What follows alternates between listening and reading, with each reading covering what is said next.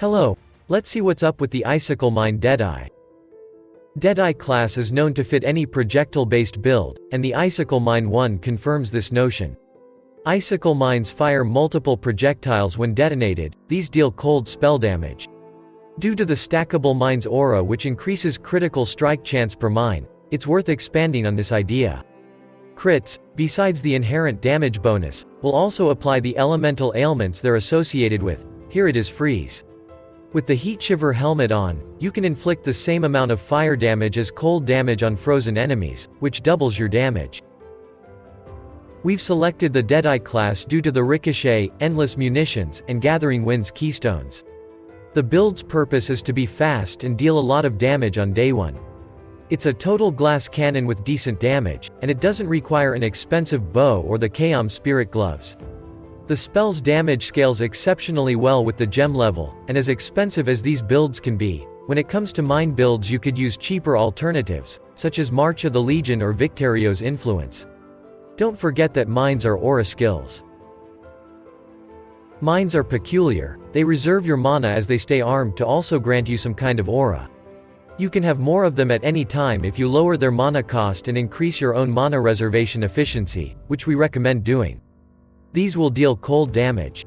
The build is quite durable after implementing some specific items for an increased maximum life, but it's definitely not the tankiest build there is. We will explain how to achieve this abnormally high maximum life in the item section of the guide. Evasion is obviously present here too. Clear speed is very good. Invest in mine throwing speed to increase it further. Single target damage is alright, but the build is not meant to kill uber bosses. It's a starter build and most items are very cheap, the unique ones are inexpensive as well.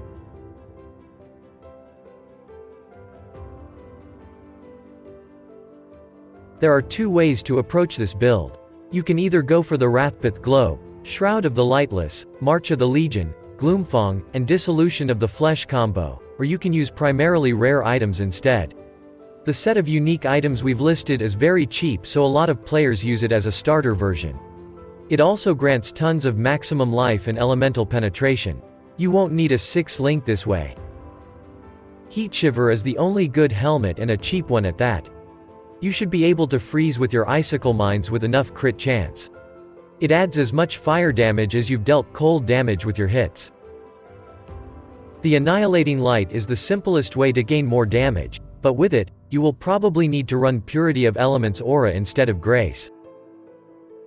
Wrathpith Globe is only good with Dissolution of the Flesh Jewel and a lot of maximum life, so it also goes along well with Shroud of the Lightless chest armor.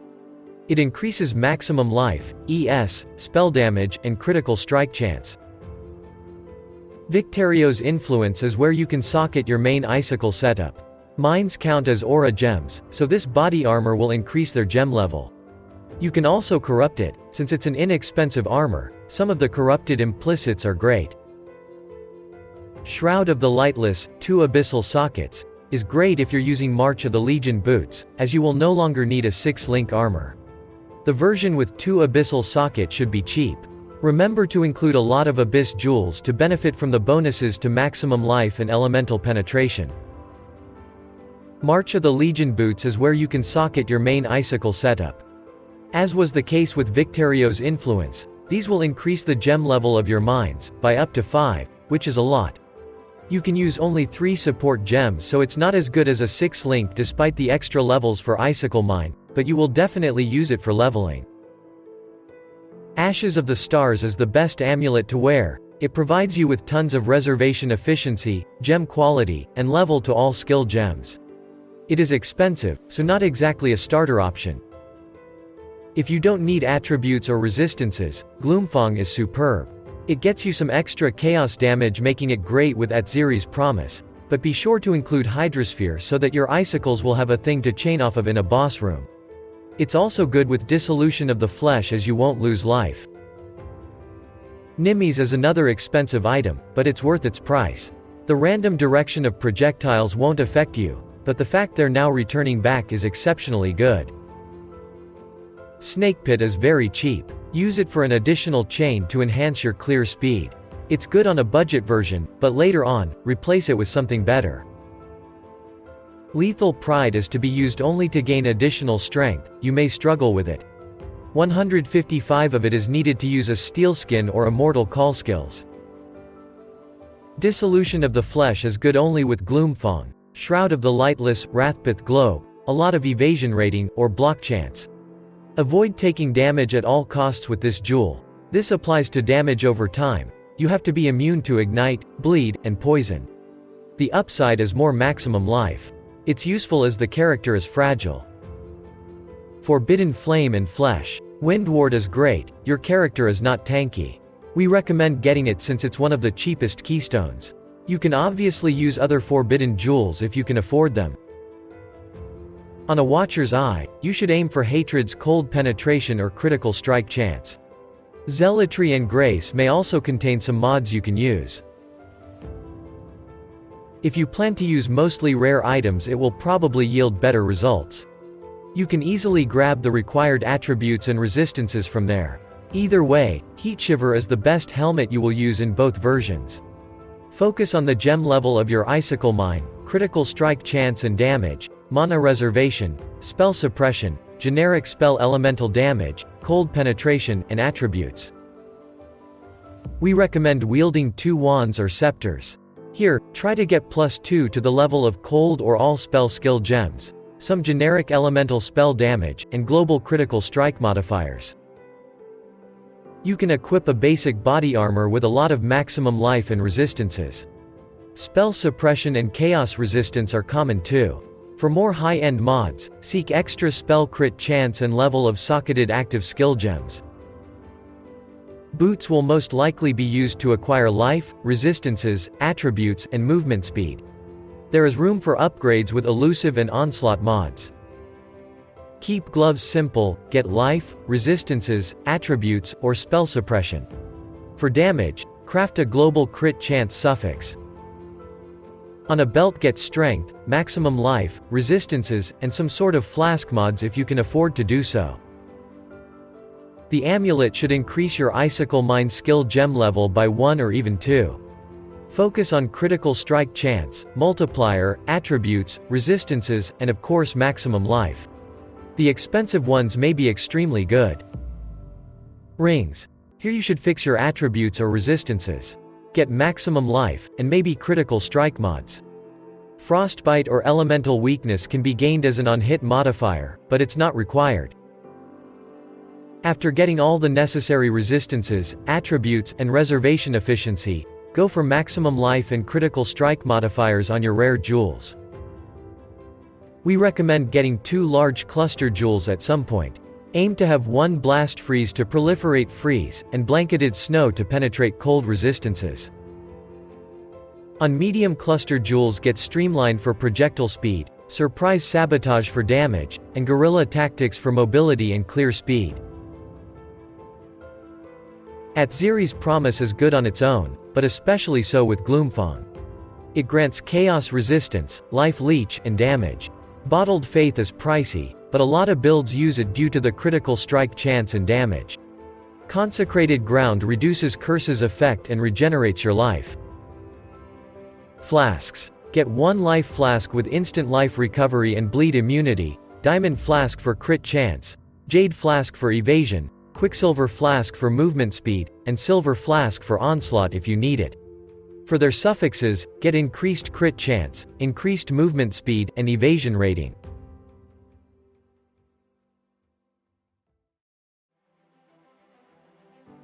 Icicle Mine. Set up a mine to fire several projectiles in a circle.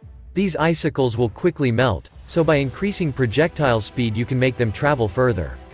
It's a cold damage spell, and setting these mines up reserves mana. The mine's aura increases crit chance. Link it with increased critical strikes, increased critical damage, trap and mine damage, minefield, and charged mines. If you're using March of the Legion boots, you will only be able to use 3 support gems. These should be trap and mine damage, minefield, and charged mines. We've used returning projectile support instead of critical damage. It seems to work here very well if you don't have Nimmies already. Hypothermia can be used too. Hatred Aura grants more cold damage, there's nothing more to it. Skitterbots chill, shock, and detonate your mines. which are rearmed to be detonated once again. It's a major DPS boost. If you have enough mana reservation, you can link them with Bone Chill and Unbound Ailments instead of doing so in a separate setup. It's more efficient and affects shock effect too. Zealotry grants more spell damage and increases spell critical strike chance. If you prefer a defensive aura, use Grace instead. What is also an option, is linking this Zealotry with Divine Blessing and allocating Eldritch Battery to make space for the aforementioned Grace. This way, you can cast Zealotry only occasionally, when you need the extra damage. Link 3 auras with Enlightened support if you need to do so. Use low-level Precision for extra crit chance, you don't need its accuracy. It's a completely optional gem, you can skip it if you're short on gem sockets. Flame Dash is the mobility skill used to move faster and dodge attacks. Link it with low-level Arcane Surge for the Arcane Surge buff, and Second Wind for a fourth charge. We've used Frostblink as the sole mobility skill. Assassin's Mark increases crit chance and multiplier against marked enemy. If your crit chance is already capped, you might want to use Sniper's Mark instead. It will cause projectiles to split on impact, and the enemy to take increased damage, much like with Bone Chill support. With Heat Shiver you will deal as much cold damage as fire damage, given the enemy is frozen. That's why Elemental Weakness is the best Hex curse here. Be sure that you can apply 2 curses, allocate Whispers of Doom to do so. Frost Bomb is used to apply cold exposure and reduce enemies' life regeneration rate. Great against bosses on consecrated ground or Maven. Hydrosphere applies exposure too, you can select it instead to bounce your projectiles off of it if they can chain at least once. All the spells linked to the Arcanist brand will be cast with a single press of a button. Use it again after the Hex and exposure expires, every 7 or so seconds. Steelskin prevents some of the incoming hit damage for some time after it activates. It also stops bleeding. You can alternatively use Immortal Call, it's better in some cases. Link it with Cast when damage taken, you have to use your movement key to detonate mines. Vol Haste periodically increases your movement, cast, and attack speed. Use it right after you've accumulated enough souls. Skip it if you lack sockets. Frostblink creates a chilled ground for 3 seconds with a base chill effect of 10%. Increase its quality for an increased chill effect. Use it during boss fights, it doubles as an instant movement ability. If you don't need that mobility, use Cold Snap instead, its chilled ground lasts longer. Link it with Bone Chill, so that enemies affected by chill from a linked skill will take increased damage from all sources by up to 30%. A divergent one is a preferable option, it increases the linked skill's chill effect. Unbound Ailment support is used only to increase chilling areas' chilling effect by up to 69% if it's the awakened version. Kill all 3 bandits and be rewarded with 2 additional skill points, or pick a Lyra. All of the offered bonuses are suitable. Soul of the Brine King is the best choice. Your character may get stunned easily with multiple hits, and the effect of it would be catastrophic. It also prevents freeze after a certain upgrade. Soul of Aberath for 60% less duration of Ignite is good too. Ignite is undesirable, especially with the dissolution of the Flesh Jewel. You can alternatively go for Ryslitha for life flask charges and to reduce nearby enemies' healing. The passive skill tree offers a lot of various passives. Critical Strike, Mind Performance, Aura, Reservation, Maximum Life, Evasion, Elemental Damage, and Spell Suppression are the most important stats to look for. For Keystone, get an Eldritch Battery if you want to cast a temporary aura, it's only 1 point away.